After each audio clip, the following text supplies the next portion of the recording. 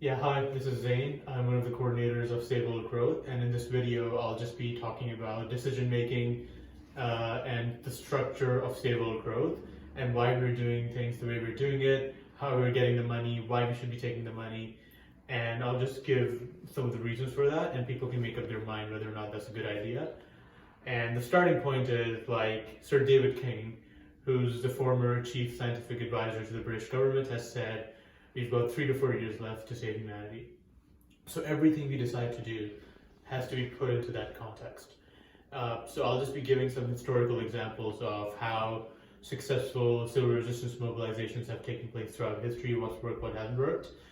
And the first thing to know is that rapid mobilizations take place all the time, but they fall apart just as easily as they are formed. And the reason for that is because there isn't a proper structure and decision-making body. And one example of that people may know is the Arab Spring, where there was a massive student mobilization, the government started falling, but the people who were mobilizing weren't organized, and because they weren't organized, the Muslim Brotherhood, sort of the bad guys, took over because they were organized. And you want to avoid that, to say the least, especially when you're dealing with the end of the world. So the solution to that is what the civil rights movement did. In the civil rights movement, you didn't have a long sort of consultation thing where 50 people would get in a room and decide stuff. You had what were called the Big Six. You had MLK, you had John Lewis, and a few other people, and they were the main decision makers of the civil rights movement, what happens, what doesn't happen. And so the thing to know here is, like, if you're dealing with producing boxes in a factory, anyone can do it. Like, you don't need a hierarchy. Like, you can have a flat management. But a play needs a director, everyone would agree. A film needs a director.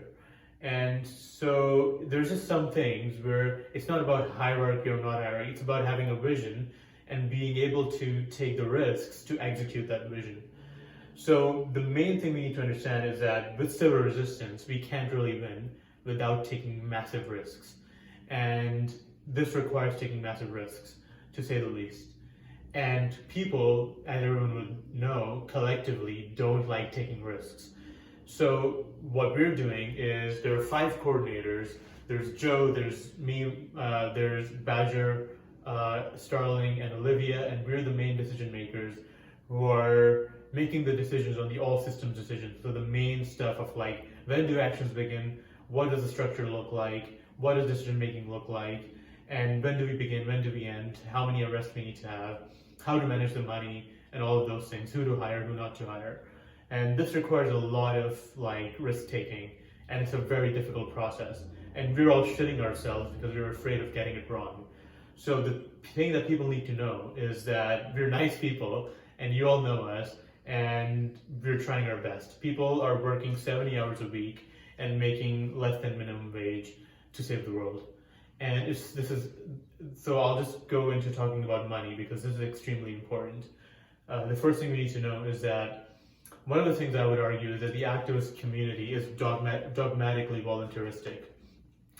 And if you're going to save the world, we need to be just as organized as the bad guys. So just like the quote that you saw at the beginning of this video, Martin Luther King said that those who love peace must learn to organize as effectively as those who love war. And so that's a very important statement that Martin Luther King knew, and that's one of the main reasons why the civil rights movement succeeded. They didn't just succeed by chance, right?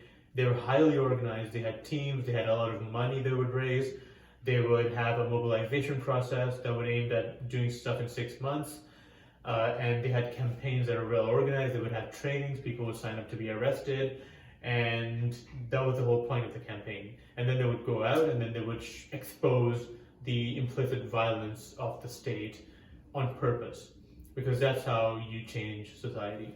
So that's what Stable Growth is doing. We've got 5 months left because we know from history that if we don't win within 6 months, we probably won't win.